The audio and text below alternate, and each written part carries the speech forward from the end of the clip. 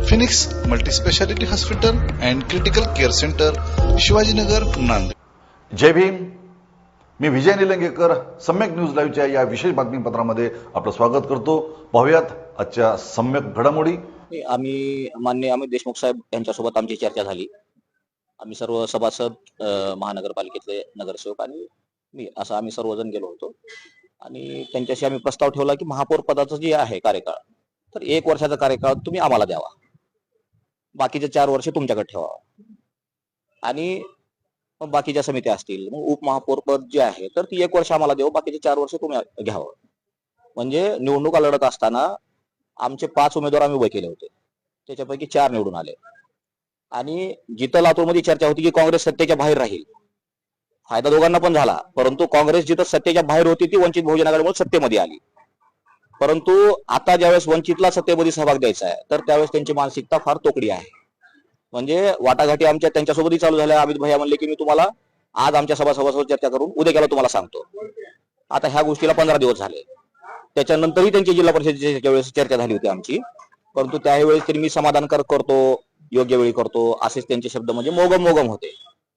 आणि आता परत आणखीन त्यांचे प्रदेशचे सरचिटणीस कालपासून आजबीजी असतील, किरण जाधव असतील, त्यांचे साबदेजी गटनेते असतील, तर यांच्यासोबत चर्चा चालूच होती।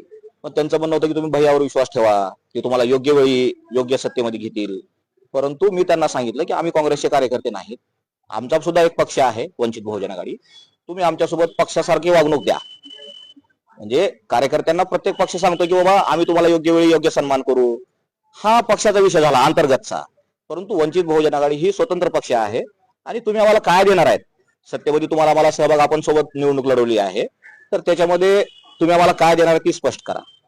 जिल्हा परिषदची निवडणुकीमध्ये आपली युती झालेली नाही, परंतु तरी सुद्धा पूर्ण जिल्हाभर तुम्ही आमची युती झाली म्हणून बॅनर वापरत आहात। म्हणजे तुम्हाला वंचितची मतं हवेत, वंचितची बाळासाहेब आंबेडकरांवरची प्रेम करणारा जो मतदार आहे तर त्याचे तुम्हाला मतं हवेत, परंतु वंचितला सत्तेमध्ये सहभाग देत असताना तुमच्या मनामध्ये थोडंसं काचकूच आहे।